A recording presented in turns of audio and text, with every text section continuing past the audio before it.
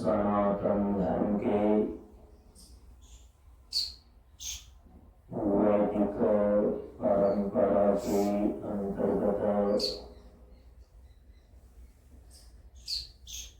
गुरु और शिष्य के बीच एवं वक्ता और श्रोता के बीच ज्ञान का आदान प्रदान होने के लिए प्रयुक्त वैदिक मंत्रों का पहले उच्चारण कर लें।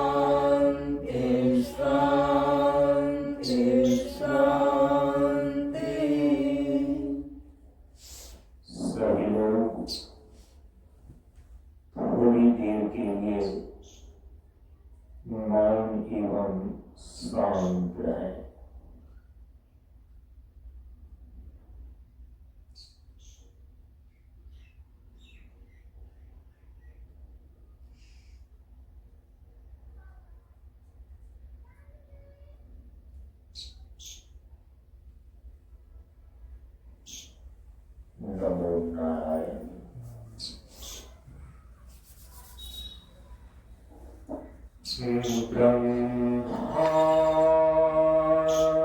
ब्रह्मानन्दं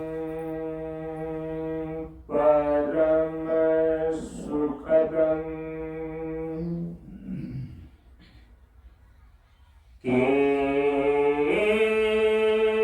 केवलं ज्ञानमूर्तिं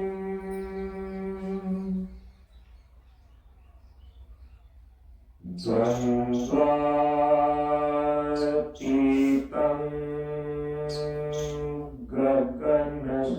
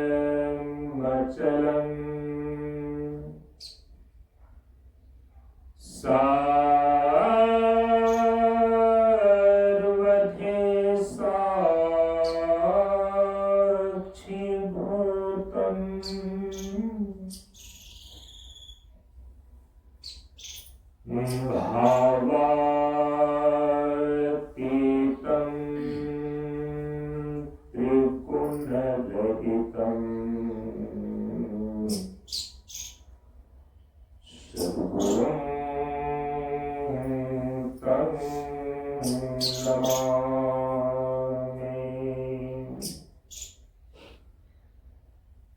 सद्गुरुं तं नमामि।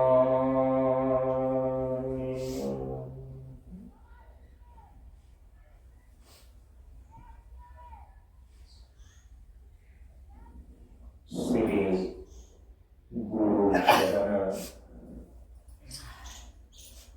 स्पर्श अनुभूति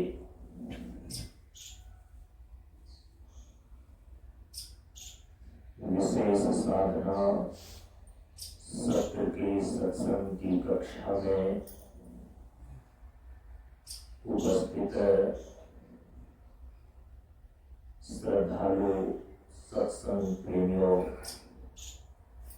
एवं साधकगण,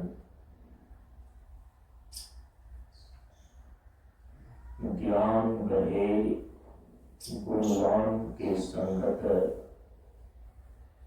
ध्यान रहे तपस्वी संग चिन्हों, बुद्धि विवेक विचार रहे संत सन्यासी सुसज्जन चिन्हों। इसलिए ज्ञानी बेधय ज्ञान से, व्याधा बेधय चीर, सद्गुरु बेधय शब्द से भींगे सकल शरीर।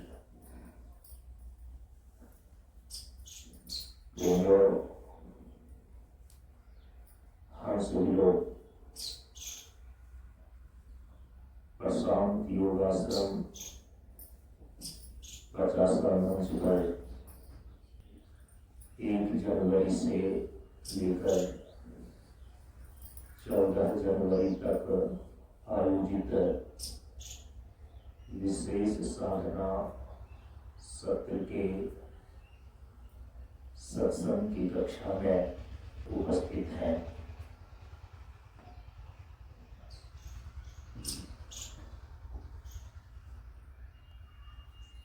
इस विशेष साधना सत्र के सत्संग की कक्षा में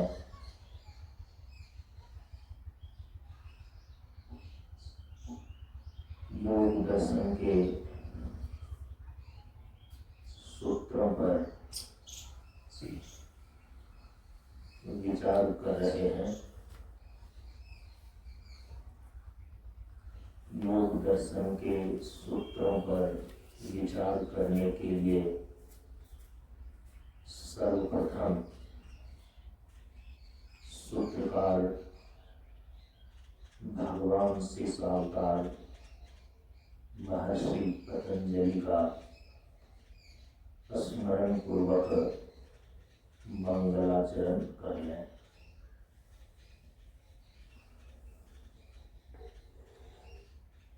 योगेन चित्तस्य पदेन वाचा, योगेन चित्तस्य पदेन वाचा, मलं शरीरस्य च वैद्यकेन, मलं शरीरस्य च वैद्यकेन, योपाकरोतं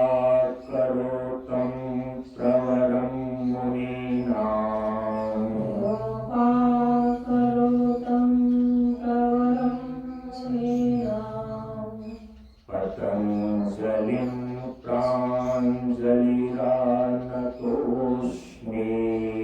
पतञ्जलिं प्राञ्जलिरानतोऽस्मि, पतञ्जलिं प्राञ्जलिरानतोऽस्मि, पतञ्जलिं प्राञ्जलिरानतोऽस्मि।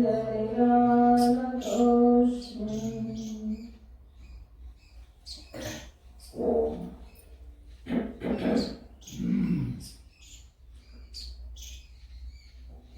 इस मंगलाचरण का ये अभिप्राय है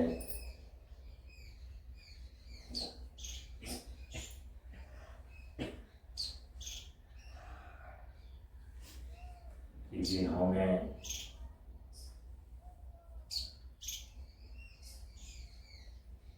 शरीर के मल को धोने के लिए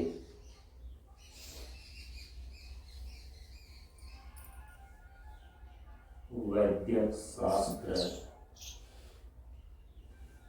चरक संहिता की रचना की है।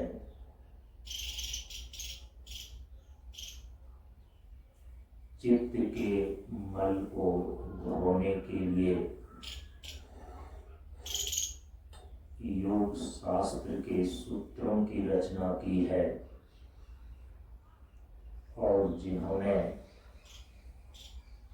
वाणी के मल को धोने के लिए व्याकरण शास्त्र पर महाभाष्य की रचना की है, उन मुनियों में श्रेष्ठ महर्षि पतंजलि को हम हाथ जोड़कर नमस्कार करते हैं। अब योग दर्शन के जो प्रथम 4 सूत्र हैं, जिसको योग दर्शन की चतुसूत्री बोलते हैं, स्वाध्याय का नियम है कि जिस पर विचार होना होता है सबसे पहले उसका पाठ करते हैं। योग दर्शन की चतुसूत्री अर्थात प्रथम 4 सूत्रों का पहले पाठ कर लें। अथ योगानुशासनम्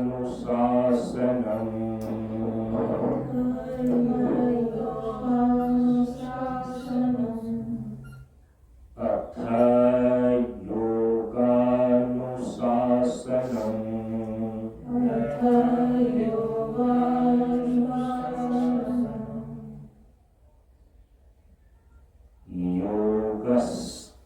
योगश्चित्तवृत्ति निरोधः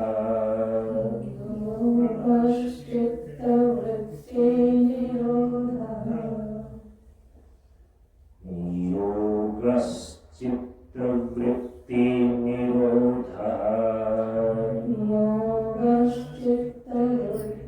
निरोधः तदा द्रष्टुः स्वरूपे अवस्थानम् तदा द्रष्टुः स्वरूपे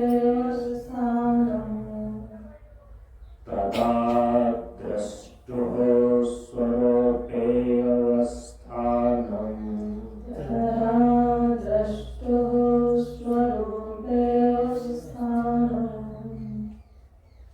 वृत्ति सारूप्यमितरत्र वृत्ति सारूप्यम्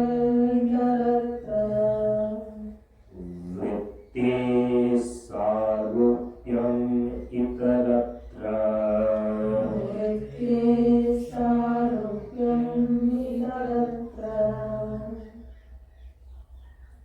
इस प्रकार से हम सभी लोगों ने कल की कक्षा में ग्रंथकार के परिचय को प्राप्त किया, जिसमें आप सभी लोगों ने श्रवण किया। यह जो योग दर्शन शास्त्र है, इसके सूत्रकार शेषावतार भगवान महर्षि पतंजलि हैं और इस योग दर्शन ग्रंथ के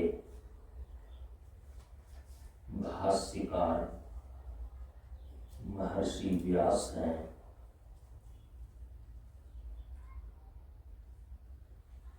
इस योग दर्शन शास्त्र के वृत्तिकार आचार्य विज्ञान भिक्षुक हैं और इस योग दर्शन शास्त्र के टीकाकार पंडित वाचस्पति मिश्र जी हैं।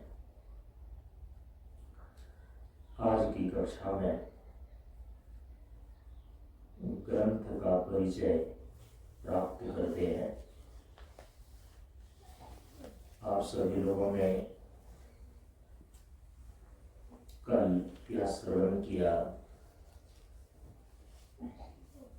शेषावतार भगवान महर्षि पतंजलि के द्वारा जो योग सूत्र की रचना की गई है, इसी योग सूत्र को दर्शन शास्त्र के क्षेत्र में योग दर्शन के रूप में स्थान प्राप्त है। भारतीय 6 आस्तिक दर्शनों में जब योग दर्शन का नाम लिया जाता है तो फिर वहां पर योग दर्शन का अभिप्राय होता है कि महर्षि पतंजलि के द्वारा जो लिखे गए योग सूत्र हैं, यही ग्रहण किया जाता है। तो महर्षि पतंजलि के द्वारा जो योग दर्शन के रूप में योग सूत्र लिखे गए हैं, तो इस ग्रंथ के 4 पाद हैं। प्रथम पाद का नाम है समाधि पाद, द्वितीय पाद का नाम है साधन पाद, तृतीय पाद का नाम है विभूति पाद और चतुर्थ पाद का नाम है कैवल्य पाद। पाद का यहाँ पर सामान्य अर्थ चरण समझना चाहिए या खंड समझना चाहिए। जैसे कि सनातन धर्म के मूल ग्रंथ वेद हैं, तो उस वेद के 3 कांड हैं। मंत्र की जाति के अनुसार से भगवान वेदव्यास ने उसको 3 भागों में वर्गीकृत किया, जिसको 3 कांड कहा गया। कर्म परक मंत्रों का संकलन जहाँ पर किया गया, उसका नाम रखा गया कर्मकांड। भक्ति, योग और उपासना परक मंत्रों का संकलन जहाँ पर किया गया, तो उस विभाग का नाम रखा गया उपासना कांड।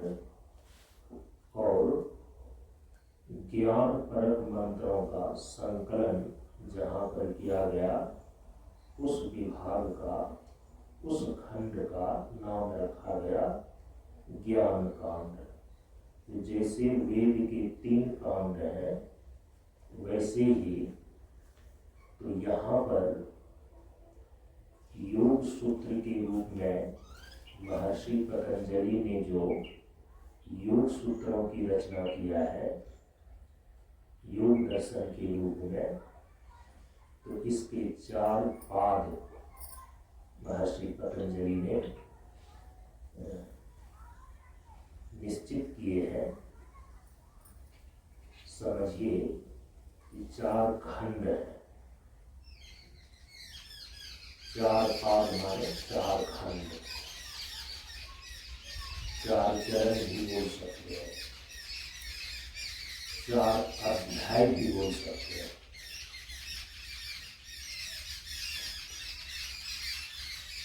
जैसे कि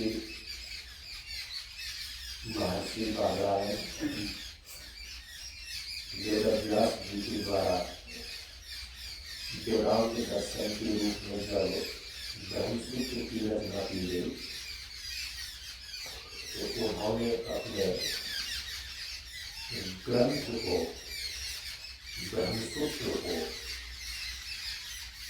4 अध्याय में लिखा। ब्रह्मसूत्र में 4 अध्याय है। प्रथम अध्याय का नाम है समन्वय अध्याय, और द्वितीय अध्याय का नाम है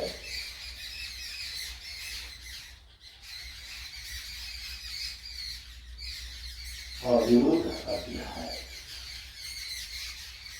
तीसरे अध्याय का नाम है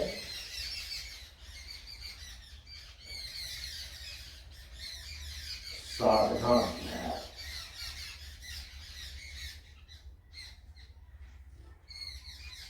और अंतिम में चौथे अध्याय का नाम उन्होंने रखा फलाध्याय।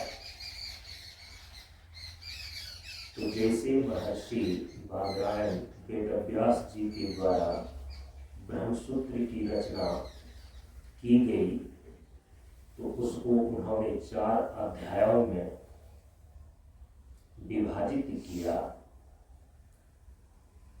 और वहां पर प्रत्येक अध्याय के 4-4 पाद हैं।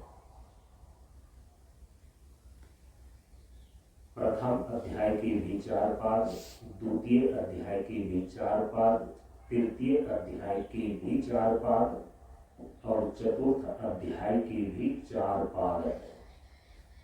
तो वहां पाद का अर्थ है खंड।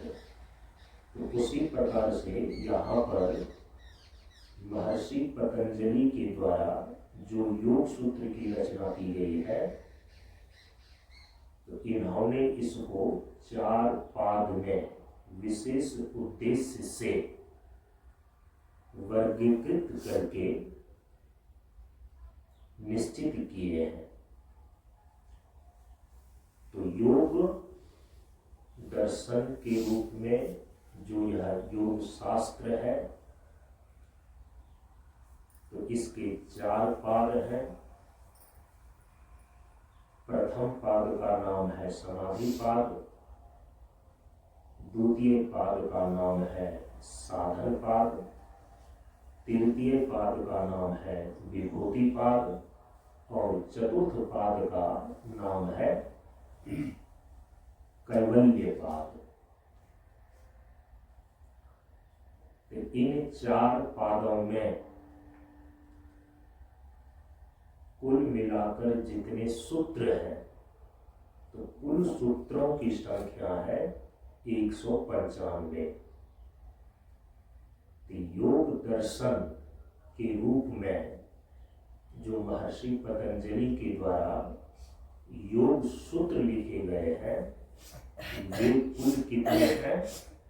195 सूत्र। तो चारों पादों के सूत्रों को मिलाकर के उसकी कुल संख्या होती है 195। यदि यह देखना चाहें कि किस पाद में कितने सूत्र हैं, तो समाधि पाद में 51 सूत्र हैं, साधन पाद में 55 सूत्र हैं, विभूति पाद में 55 सूत्र हैं, और कैवल्य पाद में 34 सूत्र हैं। तो इस प्रकार से कुल सूत्रों की संख्या हो जाती है 195। तो विद्यार्थियों को, योग साधना करने वाले साधकों को सैद्धांतिक रूप से ये बातें स्मरण में रखनी चाहिए, रहनी चाहिए कि योग दर्शन के रूप में जो योग सूत्र महर्षि पतंजलि के द्वारा लिखे गए हैं, उसकी कुल संख्या है 195। अब जो 195 सूत्रों की रचना की गई महर्षि पतंजलि जी के द्वारा, और इसको 4 पाद में विभक्त किया गया। तो ये 4 पाद जो योग दर्शन के हैं, योग सूत्र के हैं, एक विशेष उद्देश्य से ये 4 पाद निर्धारित किए गए हैं, इसको भी ध्यान में ले लेनी चाहिए। इन सारी बातों पर पिछले 3-4 वर्षों में विस्तार से चर्चा हो चुकी है। इस बार तो 2-1 कक्षा के अंदर केवल इस पर संक्षेप में सिंहावलोकन कर रहे हैं, ताकि जिन लोगों ने योग दर्शन के सूत्रों पर विचार का श्रवण नहीं किया है, वो विषय की संगति ठीक ढंग से लगा सकें। उनकी जानकारी के लिए ये बातें फिर से संक्षेप में दोहराई जा रही है। तो योग दर्शन के जो 4 पाद हैं, प्रत्येक पाद में योग के स्वरूप को महर्षि पतंजलि ने विशेष प्रयोजन से और विशेष उद्देश्य की पूर्ति करने के ख्याल से उसको निर्धारित किया है। जैसे कि प्रथम पाद जो समाधि पाद है, तो इस समाधि पाद में महर्षि पतंजलि ने तो समाहित चित्त वाले सबसे उत्तम अधिकारियों के लिए योग के स्वरूप का वर्णन किया है। जो प्रथम पाद समाधि पाद है, तो शब्द से ही बिल्कुल ध्वनित होता है कि समाधि माने योग की उच्च भूमि। योग की उच्च भूमि तो उन्हीं के लिए कही जा सकती है, उसी के लिए बताई जा सकती है जो बिल्कुल उत्तम अधिकारी होंगे और समाहित चित्त वाले होंगे। तो जो समाहित चित्त वाले सबसे उत्तम अधिकारी हैं, उनके लिए सबसे प्रथम समाधि पाद को आरंभ करके उसमें विस्तार पूर्वक योग के स्वरूप का वर्णन किया है महर्षि पतंजलि ने। अब जो दूसरा पाद है, जिसका नाम है साधन पाद। साधन पाद का अर्थ ही होता है जिसमें मुख्य रूप से साधना की प्रक्रिया का वर्णन किया गया है। साधन माने योग साधन, योग साधन की प्रक्रिया।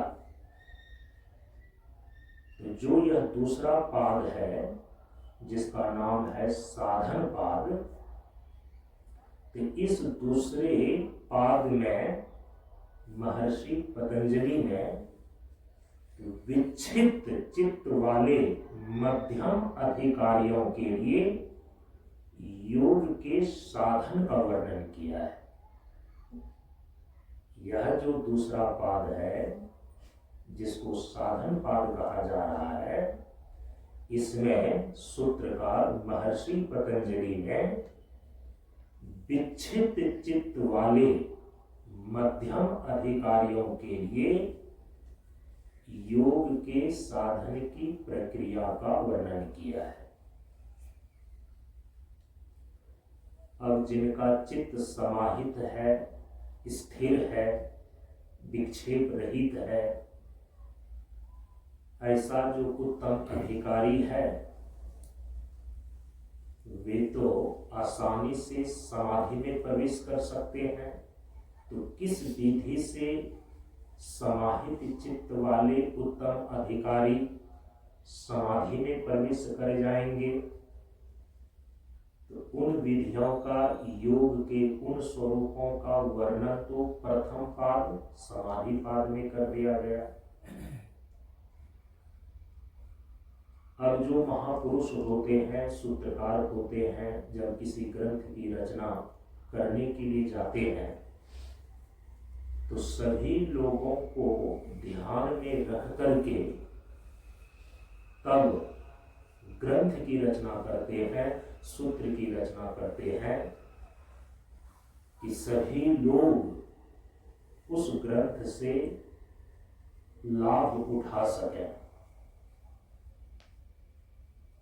तो जो उत्तम अधिकारी नहीं है, मध्यम अधिकारी हैं, जिनका चित्त समाहित नहीं है, चित्त है चंचल, चित्त है विक्षिप्त।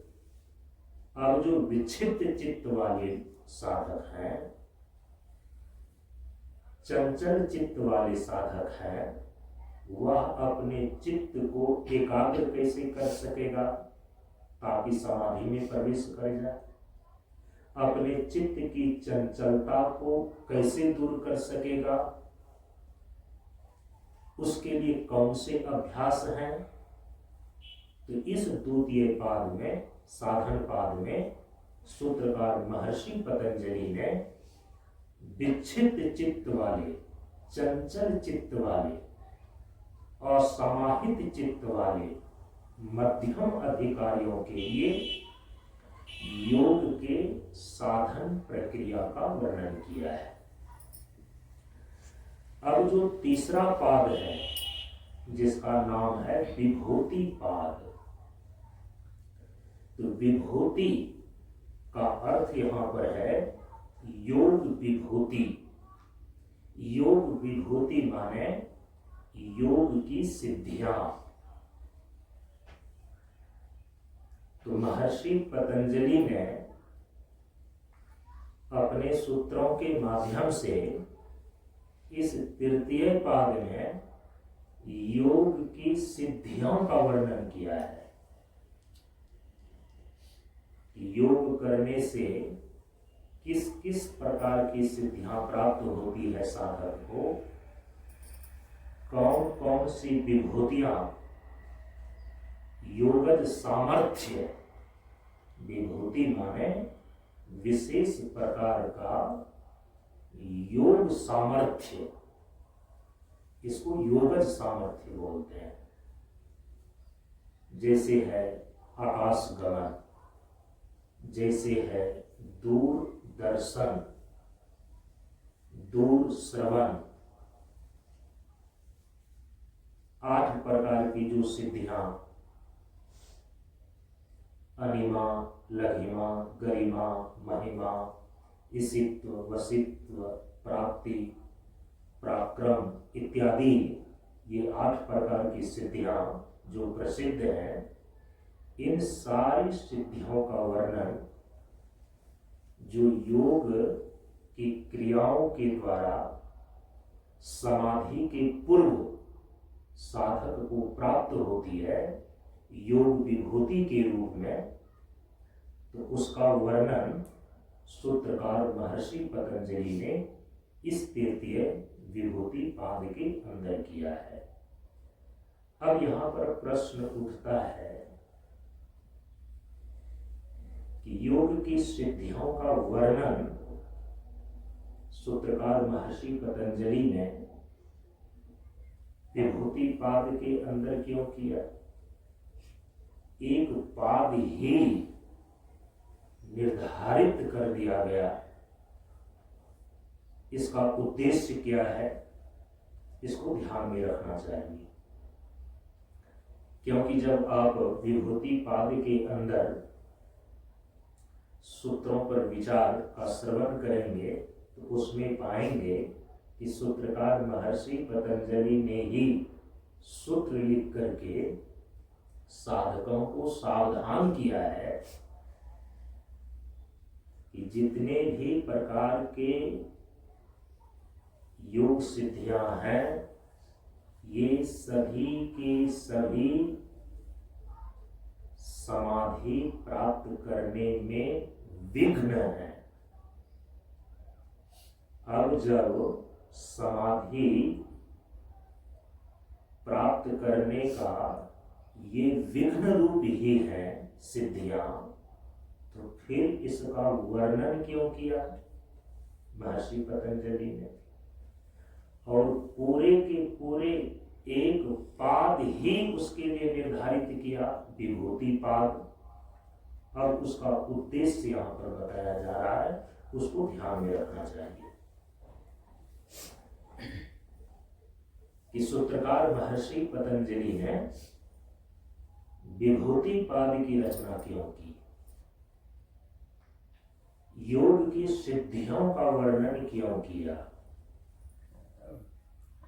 और ऐसे योग सिद्धि मामूली चीज नहीं है कि जैसे तैसे लोगों को प्राप्त हो जाएगी। ये जादू टोना टोटका जो लोग अंतर मंतर अंतरिया मंतरिया लोग कुछ कुछ करते रहते हैं, उस प्रकार की सिद्धियों का वर्णन इसमें नहीं है। इसको बोलते हैं योग सामर्थ्य। जैसे आकाश में उड़ने की शक्तियां प्राप्त हो जाती है, धरती के अंदर कौन सी चीजें हैं बिना खोदे हुए कोई योगी अपनी योग दृष्टि से देख सकता है। दूरगमन कहीं किसी साधन सवारी के द्वारा जाए बिना देशांतर में सौशरीर उपस्थित हो जाना, ऐसी ऐसी जो सिद्धियां हैं वह योग के द्वारा प्राप्त होती है। ये मामूली चीज नहीं है। लेकिन सिद्धियां के रूप में हो, लेकिन जब समाधि के दृष्टिकोण से सिद्धियों को देखा जाता है तब ये विघ्न रूप है। ऐसा वर्णन महर्षि पतंजलि ने स्वयं विभूति पाद के अंदर किया है। तो इस विभूति पाद के अंदर योग की सिद्धियों का वर्णन करने का जो उद्देश्य है वो ये है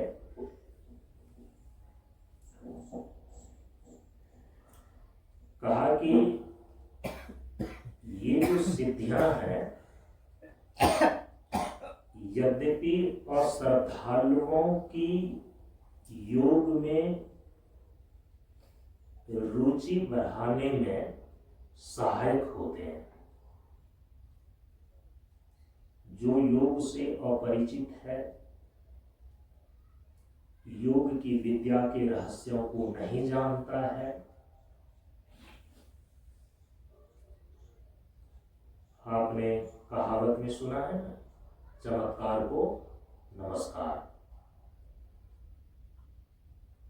जो चमत्कार को ही समझने वाले हैं और उसी चमत्कार को देख करके ही नमस्कार करने वाले हैं, ऐसे जो अश्रद्धालु लोग हैं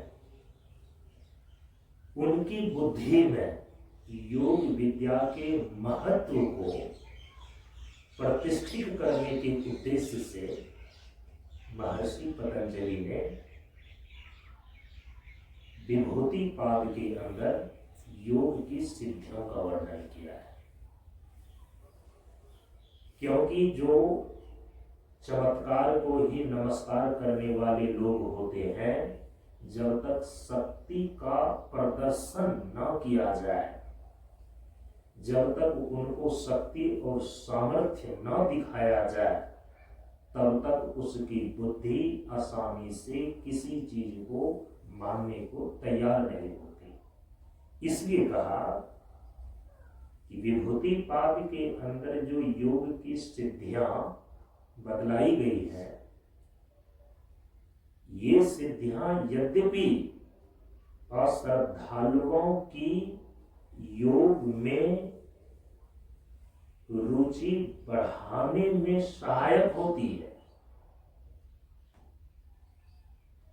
एक दूसरा, असमाहित अर्थात विक्षिप्त चित्त वालों के चित्त को एकाग्र करने में सहायक होते हैं।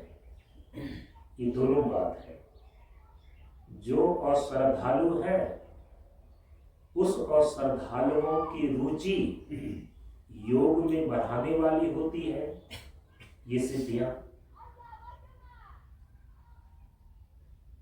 जब योग की सिद्धियों को लोग पढ़ता है तो अरे योग की क्रिया करने से ये सारी चीजें प्राप्त हो जाती है, ये सारे सामर्थ्य आ जाते हैं, तब उनकी योग की क्रियाओं में रुचि बढ़ती है। तो अश्रद्धालुओं की योग की क्रियाओं में योग के प्रति महत्व बुद्धि और रुचि बढ़ाने के लिए योग की सिद्धियों का वर्णन किया गया विभूति पाद में। और दूसरा हेतु बतलाया गया कि जो असमाहित अर्थात विक्षिप्त चित्त वाले हैं तो उनके चित्त को एकाग्र करने में भी ये योग सिद्धियां सहायक हैं। और जो उत्तम अधिकारी हैं जिनका चित्त पहले से ही समाहित हो गया है, वे न तो योग की सिद्धियों से प्रभावित होकर के योग की क्रिया में प्रवृत्त होते हैं और न तो उनको अपने चित्त के विक्षेप को दूर करने के लिए योग की सिद्धियों का सहारा लेना पड़ता है। जो बिल्कुल सात्विक समाहित चित्त वाले उत्तम अधिकारी हैं उनका तो एकमात्र उद्देश्य है निर्विकल्प समाधि। उनकी दृष्टि में योग का जो लक्ष्य है, योग की जो सबसे अंतिम भूमि है, निरुद्धावस्था के बाद जो स्वरूप अवस्थिति है, जहां दृष्टा अपने शुद्ध स्वरूप में अवस्थिति लाभ प्राप्त करके कैवल्य दशा को प्राप्त हो जाता है। लक्ष्य ये है।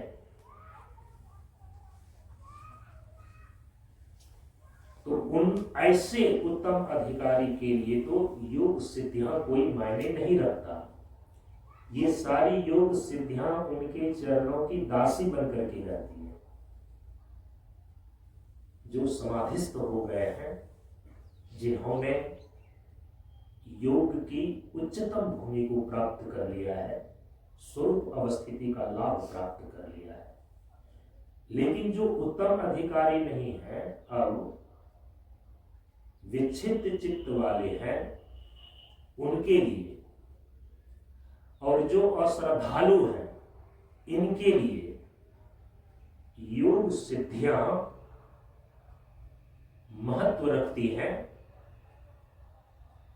और श्रद्धालुओं को योग के प्रति रुचि बढ़ाने में और जो विक्षिप्त चित्त वाले हैं उनके चित्त को एकाग्र करने में सहायक होकर के ये सिद्धियां काम करती हैं। लेकिन कहा कि इन सिद्धियों में आसक्ति नहीं होनी चाहिए। महर्षि पतंजलि ने सावधान किया है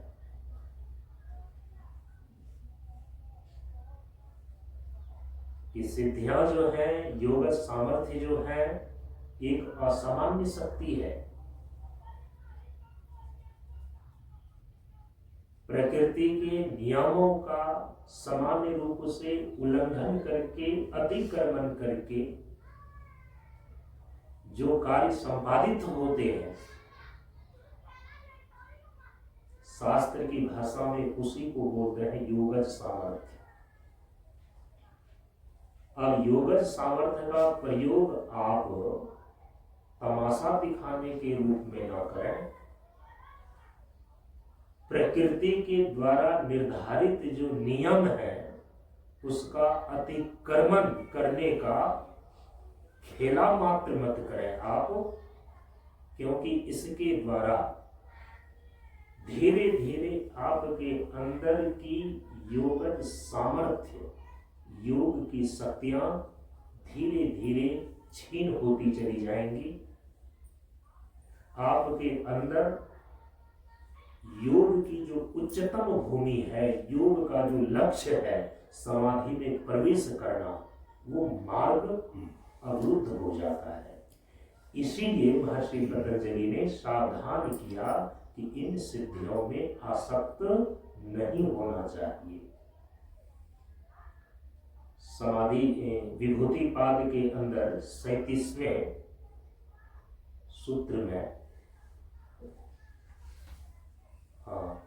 37वें सूत्र में महर्षि पतंजलि लिखते हैं कि ते समाधावुप सर्गा व्युत्थाने सिद्धया।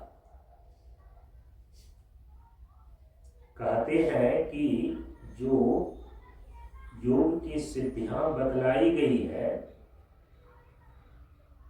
ये सिद्धियां व्युत्थान दशा में सिद्धियां हैं, किंतु समाधि में विघ्न है। व्युत्थान दशा एक पारिभाषिक शब्द है योग में। कहा कि चित्त निरोध की अवस्था में तो चेतन पुरुष, दृष्टा आत्मा अपने ही स्वरूप में अवस्थित रहता है। इसको बोलते हैं समाधि दशा।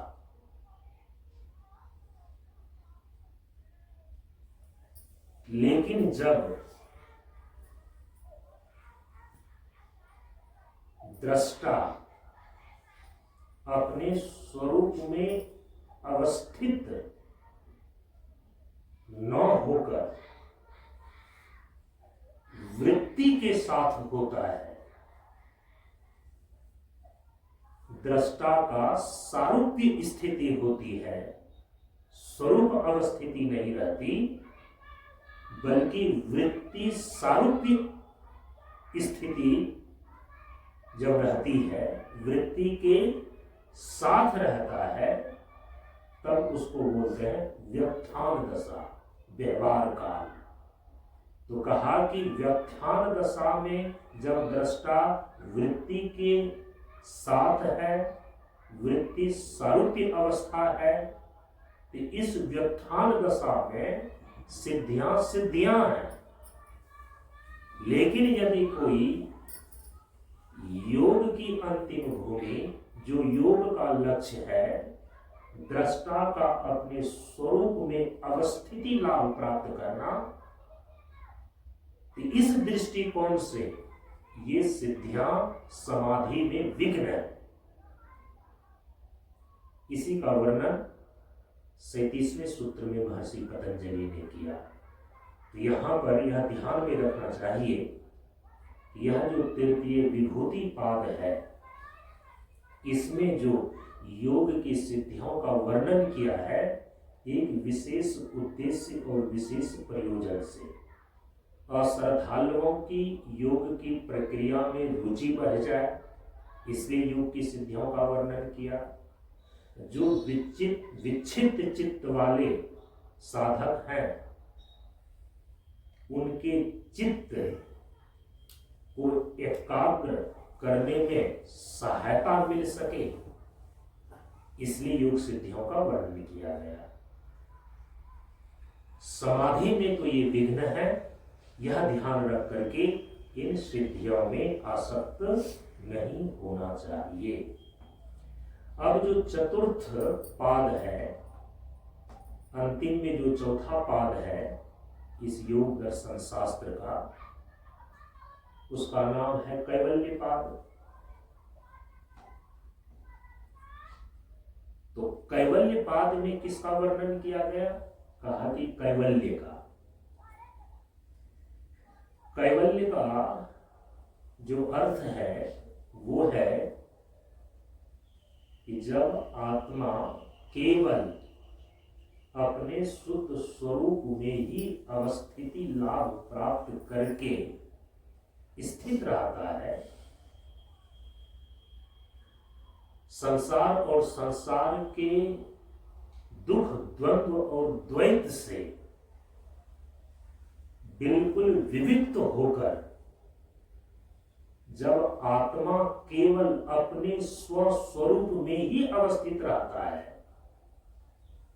तब उसको बोलते हैं कैवल्य। इसी को दूसरे शब्द में कहा गया है मोक्ष। इसी को कहा गया है अपवर्ग की सिद्धि। इसी को कहा गया है निःश्रेयस सिद्धि। तो वैशेषिक और न्याय दर्शन में निःश्रेयस शब्द का प्रयोग किया गया। हाँ, सांख्य दर्शन में तो अपवर्ग की सिद्धि, अपवर्ग शब्द का प्रयोग किया गया।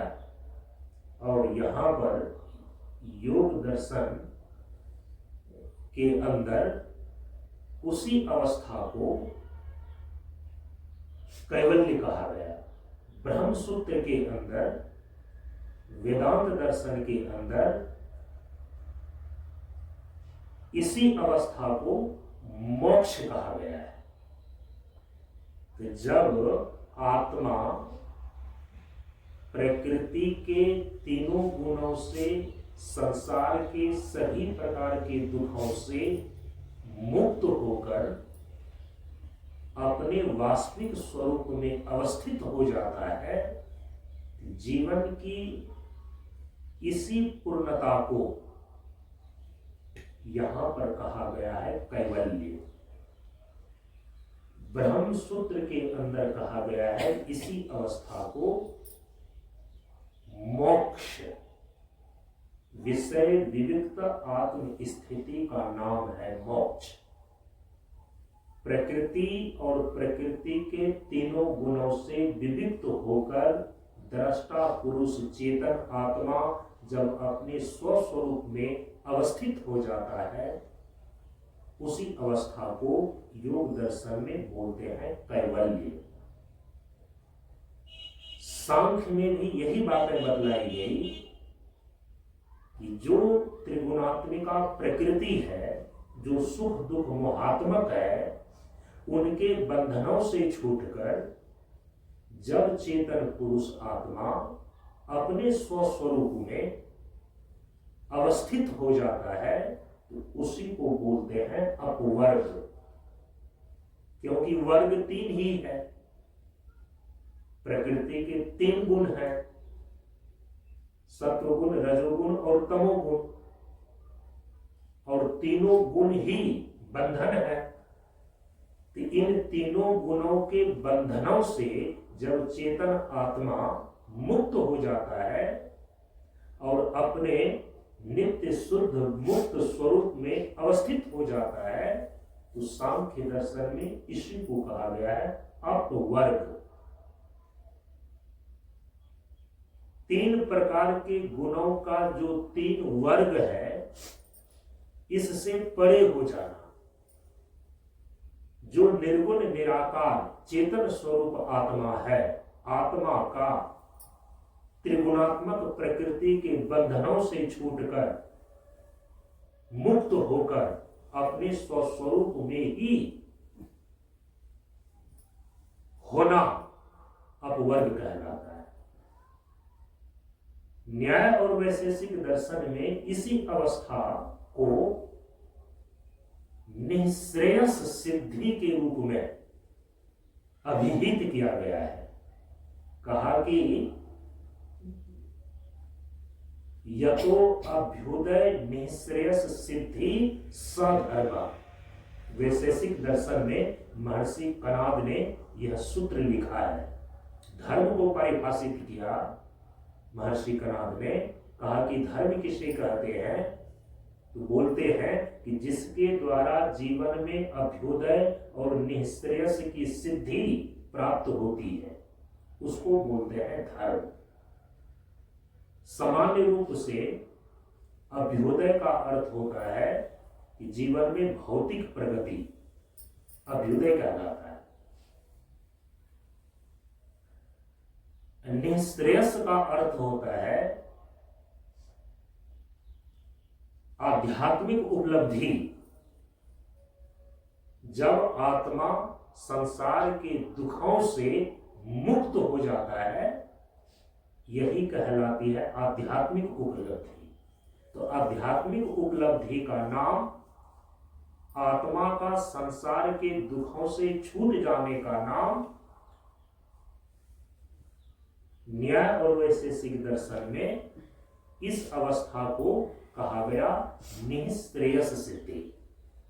तो यहां पर महर्षि पतंजलि ने योग दर्शन के सूत्र में जो सबसे अंतिम पाद, चतुर्थ पाद, जिसका नाम कैवल्य पाद रखा गया, तो इस कैवल्य पाद में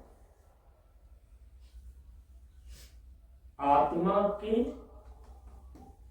इसी कैवल्य स्वरूप का, इसी कैवल्य अवस्था का विस्तार से वर्णन किया गया है कि मोक्ष का स्वरूप क्या है, आत्मा मुक्त कब माना जाता है। तो कैवल्य के उपायों और कैवल्य के स्वरूप का विस्तार से वर्णन महर्षि पतंजलि ने कैवल्य पाद में किया। ठीक है। और कैवल्य से संबंधित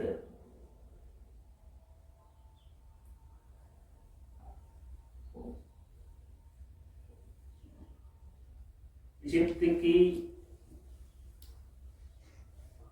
कैसी अवस्था, चित्त की कैसी भूमि प्राप्त होती है, तब जाकर के कैवल्य सिद्ध होता है, कैवल्य की प्राप्ति होती है। तो कैवल्य के उपयोगी चित्त तथा चित्त के संबंध में जो जो शंकाएं हो सकती है, उनका युक्ति पूर्वक निवारण किया है महर्षि पतंजलि ने कैवल्य पाद में। तो योग दर्शन शास्त्र के जो ये 4 पाद हैं, इन 4 पादों में महर्षि पतंजलि ने जिस जिस विषय का, योग के जिस जिस विषय का प्रतिपादन किया है, उसको हम सभी लोगों ने ध्यान में लिया। तो ये रहा ग्रंथ का परिचय, इतना परिचय पर्याप्त है।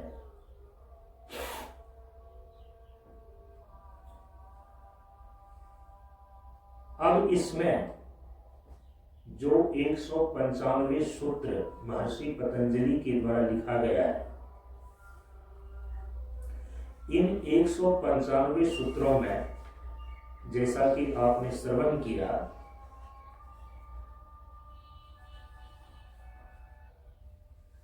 कि जो प्रथम 4 सूत्र हैं, प्रथम 4 सूत्र उसको बोलते हैं चतुस्सूत्री। और किसी भी ग्रंथ के जो प्रथम 4 सूत्र होते हैं, वे बहुत ही महत्वपूर्ण होते हैं, क्योंकि सूत्रकार अपने ग्रंथ के प्रथम 4 सूत्र में ही संपूर्ण ग्रंथों का सार, सर्वस्व निरूपित कर देते हैं, प्रतिपादित कर देते हैं। इसीलिए जो साधक, जो जिज्ञासु किसी भी ग्रंथ के प्रथम 4 सूत्रों का ठीक ठीक ढंग से, उनके अंतर्निहित विचारों का और भावों का श्रवण कर लेता है, समझ लेता है, तो उनको उस पूरे ग्रंथ का सारांश उनकी समझ में आ जाती है। तो हम सभी लोग इसीलिए पिछले 3-4 वर्षों से योग दर्शन की जो चतुसूत्री है, प्रथम 4 सूत्र हैं, इन 4 सूत्रों पर विधिवत विचार कर रहे हैं। तो प्रथम 2 सूत्रों पर तो विचार हो चुका है। पहला सूत्र है अथ योगानुशासनम, दूसरा सूत्र है योगश्चित्त वृत्ति निरोधः, तीसरा सूत्र है दृष्टा स्वरूपे अवस्थानम, और चौथा सूत्र है कि वृत्ति सारूप्यम इतरत्र। जो प्रथम सूत्र है अथ योगानुशासनम, इस प्रथम सूत्र में महर्षि पतंजलि ने इस योग शास्त्र ग्रंथ के अनुबंध चतुष्टय को प्रदर्शित किया है, और साथ ही साथ इस प्रथम सूत्र के द्वारा महर्षि पतंजलि ने योग की प्राचीन परंपराओं का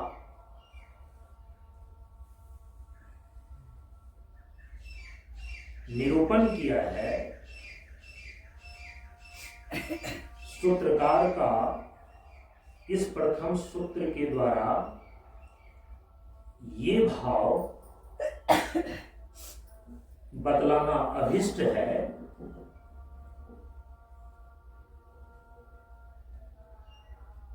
कि महर्षि पतंजलि कह रहे हैं कि ऐसा नहीं है कि हम जो योग सूत्र की रचना करने जा रहे हैं और इस रचना करने के बाद ही इस संसार में योग की विद्या का आरंभ हो रहा है, ऐसा नहीं है। अथ योग अनुशासनम, इस प्रथम सूत्र का सामान्य अर्थ होता है अथ माने आरंभ कर रहे हैं। अर्थ शब्द जो है ना, हमारे शास्त्र में कई अर्थों में प्रयुक्त होता है। कभी अनंतर्य के अर्थ में एक चीजों का वर्णन कर देने के पश्चात जब दूसरी चीजों का वर्णन किया जाता है तो उसको बोलते हैं अनंतर, एक के बाद दूसरे का वर्णन। तो अनंतर्य के अर्थ में भी अथ शब्द का प्रयोग होता है। जैसे कि ब्रह्मसूत्र में लिखा गया अथातो ब्रह्म जिज्ञासा, तो वहां अर्थ शब्द का जो प्रयोग महर्षि बदरायण ने किया है, वहां अर्थ शब्द का प्रयोग अनंतर्य के अर्थ में है। लेकिन यहां पर महर्षि पतंजलि ने जो प्रथम सूत्र में अर्थ शब्द का प्रयोग किया है, यहां अर्थ शब्द का प्रयोग अनंतर्य के अर्थ में नहीं है। यहां अर्थ शब्द का प्रयोग आरंभ के अर्थ में है। अर्थ शब्द का प्रयोग हमारे शास्त्रों में कई बार शुभ और मंगल के अर्थ में भी किया जाता है। अर्थ शब्द का प्रयोग जैसे कि सनातन धर्म की परंपरा में ये सामान्य प्रचलन है कि हम कोई भी चीज लिखते हैं या किसी भी चीज का आरंभ करते हैं तो ओम के उच्चारण से करते हैं। चूंकि ओम जो है शुभ का प्रतीक है, मंगल का प्रतीक है, कल्याण का प्रतीक है, ईश्वर के द्विविध स्वरूप सगुण और निर्गुण स्वरूप का प्रतीक है, संपूर्ण विश्व के सृष्टि के आरंभ का बीज मंत्र के रूप में, आदि शब्द के रूप में ओम प्रचलित है, इसीलिए उसको प्रणव बोलते हैं। तो ओम बोले या अथ बोले, दोनों का अभिप्राय एक है। यहां पर महर्षि पतंजलि अपने योग दर्शन के प्रथम 4 सूत्रों में जो ये प्रथम सूत्र में कह रहे हैं अथ योगा अनुशासनम, तो यहां पर अथ शब्द का अर्थ है कि अब हम आरंभ करते हैं। किस चीज का आरंभ करते हैं? सूत्रकार प्रतिज्ञा कर रहे हैं अथ, अब हम आरंभ करते हैं। किस चीज का आरंभ करते हैं? किस चीज का सूत्र लिखने जा रहे हैं? बोल रहे हैं योगा अनुशासनम। योग का अर्थ होता है योग, जिसका वर्णन तो पूरे शास्त्रों में आगे करेंगे। अनुशासनम शब्द का अर्थ होता है अनुजोर शासनम। अनु माने पीछे, अनु शब्द का अर्थ होता है पीछे। शासनम शब्द का अर्थ यहां पर है शिक्षा। कहा कि महर्षि पतंजलि कह रहे हैं मैं तो योग के सूत्र को अभी लिखना आरंभ कर रहा हूं, और अभी जो मैं लिखना आरंभ कर रहा हूं तो इसका मतलब ये नहीं है कि योग की विद्या मेरे लिखने से ही आरंभ हो रही है, ऐसा नहीं है। इसलिए कहा कि अनुशासनम, अनु माने पीछे, शासनम माने शिक्षा। योग की शिक्षा जो अति प्राचीन काल से श्रुतियों में और स्मृतियों में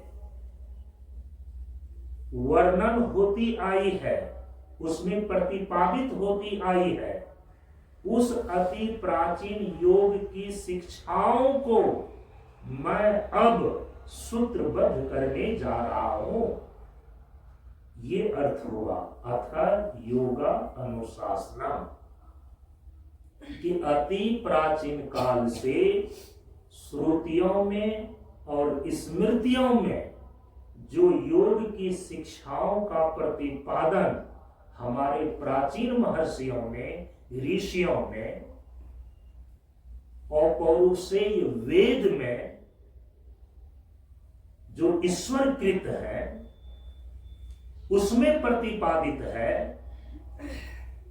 उन्हीं अति प्राचीन योग की विद्याओं को अब मैं, महर्षि पतंजलि सूत्रकार कह रहे हैं कि अब मैं उसको सूत्रबद्ध करने जा रहा हूं, उसको सूत्र रूप में लिखने जा रहा हूं। तो जो श्रुतियों में, श्रुति का अर्थ है जैसे कि वेद का जो अंतिम ज्ञान कांड है उपनिषद, तो उपनिषद में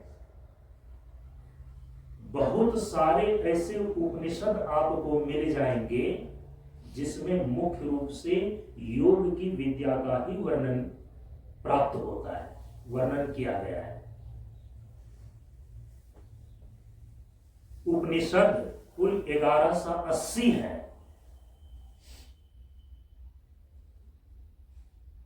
महर्षि बादरायण वेदव्यास जी ने जब वेद का विभाग किया तो उन्होंने ही इस चीज को स्पष्ट रूप से बतलाया कि वेद की 1180 शाखाएं हैं और प्रत्येक शाखा में उपनिषद उपलब्ध होने के कारण उपनिषदों की संख्या कुल 1180 है। लेकिन अभी सभी उपनिषद उपलब्ध नहीं है, काल क्रम से अधिकांश उपनिषद विलुप्त हो चुके हैं। भगवान आदि शंकराचार्य जी के द्वारा 10-12 उपनिषदों पर भाष्य लिखा गया है। मुख्य रूप से आजकल उसी 12-13 उपनिषदों का पठन पाठन मुख्य रूप से होता है। ऐसे अभी आपको 108 उपनिषद प्रकाशित कई प्रेस के द्वारा किया गया है, वो आपको उपलब्ध हो जाएंगे, वो प्राप्त हो जाएंगे। 108 उपनिषद अभी भी उपलब्ध है, लेकिन उन 108 उपनिषदों में 12-13 उपनिषद प्रमुख हैं जिस पर भगवान आदि शंकराचार्य जी ने भाष्य लिखा है। अब उन 1180 उपनिषदों में जो अभी 108 उपनिषद उपलब्ध हैं, उन्हीं 108 उपनिषदों में जैसे योग बिंदु शिखोपनिषद, योग शिखोपनिषद, नाद बिंदु उपनिषद इत्यादि नाम से जो उपनिषद है, इसमें मुख्य रूप से योग विद्या का ही प्रतिपादन किया गया है। तो महर्षि पतंजलि कह रहे हैं कि ऐसा नहीं है कि अभी मैं जो योग सूत्र लिखने जा रहा हूं, अभी से ही योग की विद्या का आरंभ हो रहा है, ऐसा नहीं है। योग की विद्या तो अति प्राचीन है, जो उपनिषदों में वर्णित है, जो स्मृतियों में वर्णित है, जो स्मृतियों और उपनिषदों में, श्रुतियों में अति प्राचीन काल से योग विद्या प्रकाशित है, प्रतिपादित है, उन्हीं अति प्राचीन योग की विद्याओं को, योग की शिक्षाओं को मैं अब सूत्रबद्ध करने जा रहा हूं। अथ योगा अनुशासना, इस सूत्र के द्वारा महर्षि पतंजलि ये बतलाना चाह रहे हैं। अब जैसे योग परक कई उपनिषद हैं, यदि आप उन उपनिषदों में योग की विद्याओं को पढ़ेंगे, योग की विद्याओं को जानेंगे, तो वहां पर जिस प्रकार से यहां महर्षि पतंजलि ने योग की समस्त आयामों को सूत्रबद्ध किया है, एक जगह ये सारी सामग्रियां आपको उपनिषद में प्राप्त नहीं होती है, किसी एक उपनिषद में प्राप्त नहीं होता है। तो जो अलग अलग उपनिषदों में, अलग अलग स्मृतियों में, अलग अलग ग्रंथों में, जैसे योग वासिष्ठ इत्यादि जो ग्रंथ है, महर्षि पतंजलि की पहले से वो ग्रंथ है। योग वासिष्ठ इत्यादि योग और वेदांत के प्रौढ़ ग्रंथ माने गए हैं। और योग वासिष्ठ में जो योग की क्रियाओं का वर्णन है, महर्षि वशिष्ठ के द्वारा किया गया है, जो महर्षि पतंजलि के पहले हो गए हैं। जो योग के विभिन्न शास्त्रों में, ग्रंथों में योग की शिक्षाओं का वर्णन किया गया है, महर्षि पतंजलि ने उन सारी शिक्षाओं को ग्रहण करके, योग के उन सारी शाखाओं को ग्रहण करके उनको एकीकृत रूप दिया, एक दर्शन का रूप दिया। अब योग वासिष्ठ जो है उसको आप दर्शन, योग दर्शन नहीं बोल सकते। यदि योग दर्शन का स्थान योग वासिष्ठ ग्रंथ को प्राप्त होता, तो भारतीय दर्शन के अंदर जो 6 आस्तिक दर्शन में एक योग दर्शन है, तो योग दर्शन के रूप में महर्षि पतंजलि जी के द्वारा जो ये लिखा गया योग सूत्र है, इसको क्यों स्वीकार किया जाता, जबकि इससे प्राचीन महर्षि वशिष्ठ के द्वारा लिखे गए योग वासिष्ठ है। तो जब हम दर्शन बोलते हैं ना, तो दर्शन शास्त्र के अंदर वे चीजें दर्शन शास्त्र की श्रेणी में आती है जब आप किसी भी चीज का उनके सारे आयामों को लेकर के वर्णन करते हैं, प्रतिपादन करते हैं, तब वह विचार दर्शन कहलाता है। तो अति प्राचीन काल से जो श्रुतियों में, स्मृतियों में, आदि आदि ग्रंथों में योग की शिक्षाएं वर्णित होती चली आ रही थी, महर्षि पतंजलि ने क्या किया, उन सारे शिक्षाओं को ग्रहण करके उसको एकीकृत रूप दिया और दर्शन का रूप दे दिया। इसीलिए महर्षि पतंजलि के द्वारा लिखे गए जो योग सूत्र हैं उनका इतना बड़ा महत्व है, जो योग दर्शन के रूप में इसको स्थान प्राप्त हो गया। अर्थात योगानुशासना, इस सूत्र के द्वारा इतने भावों को महर्षि पतंजलि ने प्रदर्शित किया है। इसी सूत्र के द्वारा इस योग सूत्र ग्रंथ का जो अनुबंध चतुष्टय, किसी भी ग्रंथ का यदि परंपरागत रूप से वह प्रामाणिक ग्रंथ है तो उनके अनुबंध चतुष्टय होते हैं। तो इस प्रथम सूत्र के द्वारा ही महर्षि पतंजलि ने इस योग शास्त्र ग्रंथ का अनुबंध चतुष्टय भी निर्धारित किया है, जो व्यास भाष्य, योग वार्तिक और तत्व वैशार्दी आदि जो भाष्य, वृत्ति और टीका ग्रंथ है, उनके आचार्यों ने सूत्रकार के अंतर्भावों को प्रदर्शित किया है, प्रकाशित किया है। इसको हम कल की कक्षा में देखेंगे। अनुबंध चतुष्टय, इस योग शास्त्र का, इस योग दर्शन सूत्र ग्रंथ का जो अनुबंध चतुष्टय है, जो कि सूत्रकार अपने प्रथम सूत्र अर्थात योगानुशासना के द्वारा अभिव्यक्त किए हैं। 4 चीजें उसमें होती हैं: विषय, प्रयोजन, अधिकारी और संबंध। तो इस ग्रंथ का विषय क्या है, प्रयोजन क्या है, इसके कौन अधिकारी है और इस ग्रंथ का संबंध क्या है, इस पर विचार हम सभी लोग कल की कक्षा में करेंगे। आज अपनी वाणी को, इस कक्षा को यहीं पर विराम देते हैं। ओम पूर्ण